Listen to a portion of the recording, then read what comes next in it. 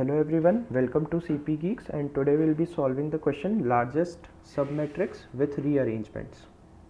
So you are given a binary matrix of size m cross n and you are allowed to rearrange the columns of the matrix in any order. Return the area of largest submatrix within the matrix where every element of submatrix is 1 after reordering the columns optimally. So basically हमको करना क्या है, हम we are allowed to swap the columns और हमको largest what you can say largest area निकालना है such that the number of like every element of the sub matrix where every element of the sub matrix is 1. तो largest हमको ऐसा sub matrix निकालना है that could be square and rectangle, दोनों हो सकता है. जैसे इस केस में ये रेक्टेंगल हो रहा है, राइट? तो हमको ऐसा मैट्रिक्स निकालना है जिसमें मैक्सिमम वो 1 हो, लाइक एवरी एलिमेंट 1 होना चाहिए. ऐसा मैक्सिमम एरिया निकालना है हमको. ओके, सो इसमें एक बेसिक थिंकिंग क्या जा रही है हमारी. एक ये हिस्टोग्राम जो एक बेसिक फेमस क्वेश्चन है, largest area of rectangle in histogram, उसकी तरह थोड़ा थोड़ा हम सोच पा रहे हैं. So let's see this test case first.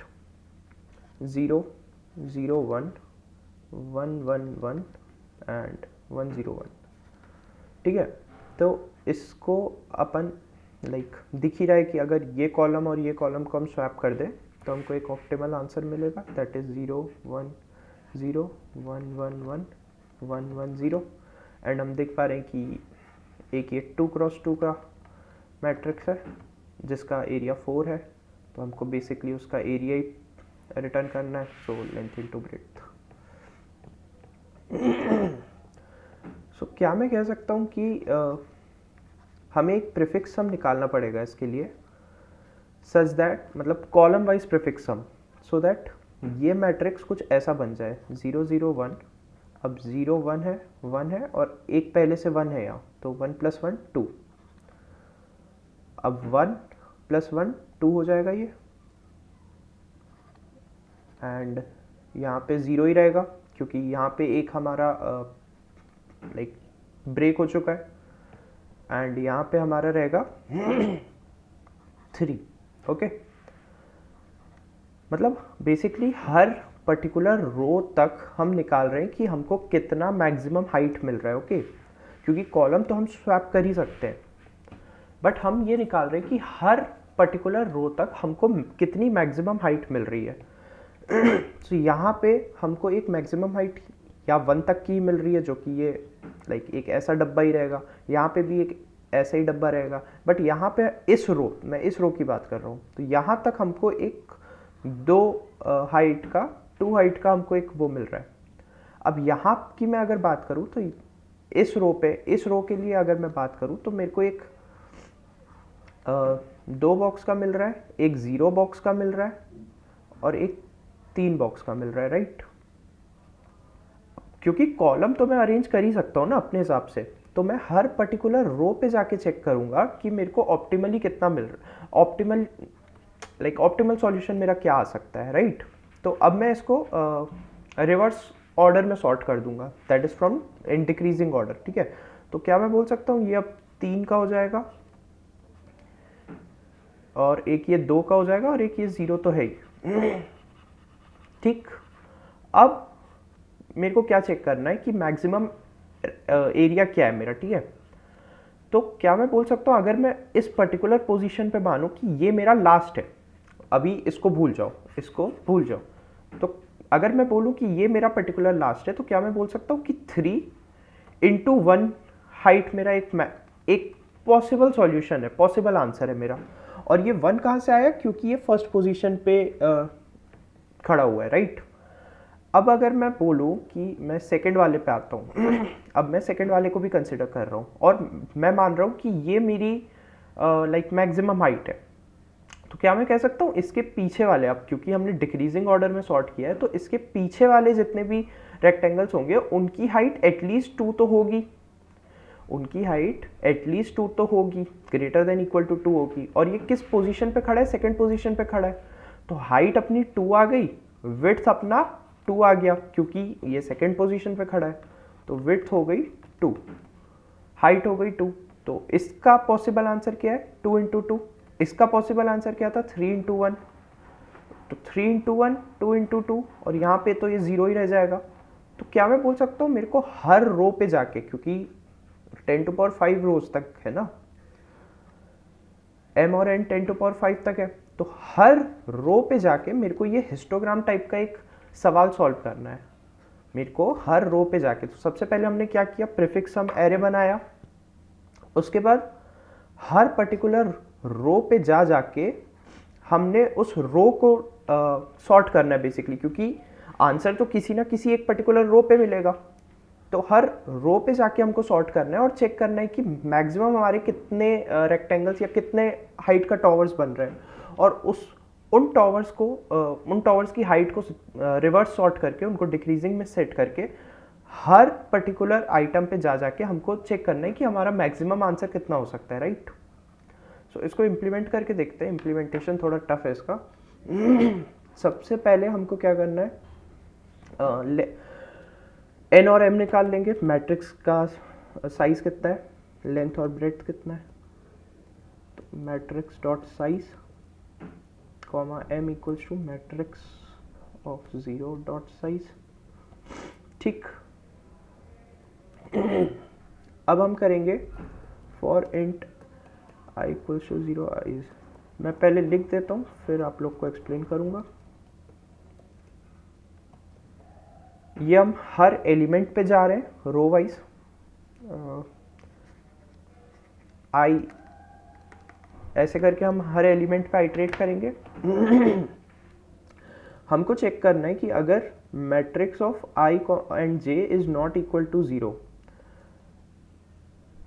अगर कोई भी ये पर्टिकुलर एलिमेंट 0 नहीं है, तो जैसे ये वाला 0 नहीं है, ठीक है, तो हमको क्या करना है, इसके ऊपर वाले से प्लस करवा देंगे सिंपली। अगर 0 नहीं है तो, और अगर 0 है तो हमको वो ब्रेक करना है, राइट। अगर मैं बोलूं कि मेरा ये 0 0 1 था, 1 1 1 था एंड 1 0 1 था, और सपोज 1 0 0 था, ठीक है, तो मेरे को इसका प्रीफिक्स सम कैसा चाहिए? 0 0 1 1 1 2, क्योंकि यहाँ पे ये 0 नहीं है और इसके ऊपर ऑलरेडी एक एलिमेंट है, राइट। तो 2, और फिर यहाँ पे अब मेरे को वापस 2 चाहिए, यहाँ पे 0 ही रहेगा, और यहाँ पे 3 हो जाएगा, और फिर यहाँ पे 3 0, और मेरे को वापस इसको ब्रेक कराना है, राइट। तो मैं चेक करूँगा कि ये 0 तो नहीं है। सो अगर ये 0 नहीं हुआ तो ही मैं उसके ऊपर वाले नंबर से प्लस कराऊंगा, और वो अपने आप इंक्रीज होते जाएगा, क्योंकि सारे मैट्रिक्स की वैल्यू ऑलरेडी 1 है, पहले से 1 दी हुई है, राइट। तो matrix of I J plus equal to matrix of I minus 1 J. So basically हम उसके पहले वाले से ऐड करवाते जा रहे हैं। सो यहाँ पे ये पहले वाले से ऐड होके 2 हो गया, फिर ये 2 हो चुका है ऑलरेडी, और फिर 2 + 1 3 हो जाएगा, राइट। अब हमको क्या करना है, एक आंसर इनिशियलाइज कर लेना है, और मैंने क्या बोला, हर रो पे जाके हमको सॉर्ट करना है, राइट। तो सबसे पहले हम हर रो पे जाएंगे, हम सॉर्ट करेंगे matrix of i dot begin से matrix of i dot end. अच्छा, हमको रिवर्स सॉर्ट करना है।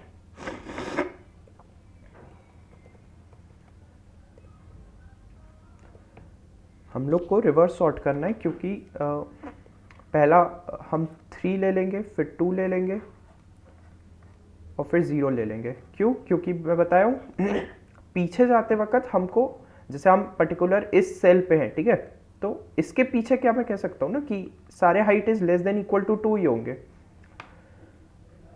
और हाइट मिल गई। विड्थ कैसे मिलेगा कि ये किस पोजीशन पे है ये सेल, मतलब ये बार किस पोजीशन पे, तो ये बार है बेसिकली j इक्वल्स टू 2 पे,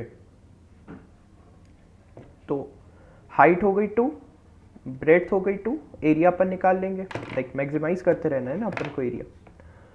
सो for int j equals to 0, j is less than m j plus plus.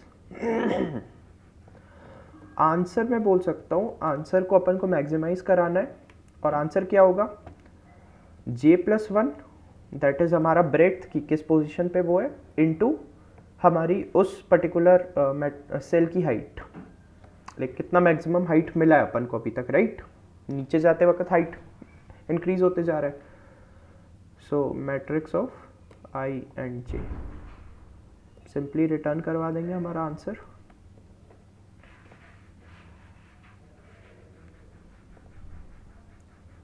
Okay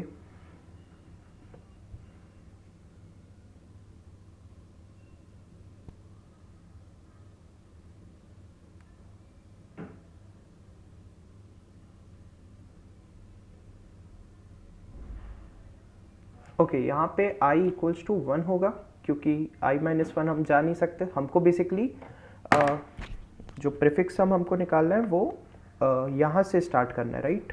so i को हम 1 से स्टार्ट करेंगे, क्योंकि उसके पहले तो वो और ऐड नहीं हो सकता, राइट। हमको सेकेंड रो से ऐड करना चालू करना है।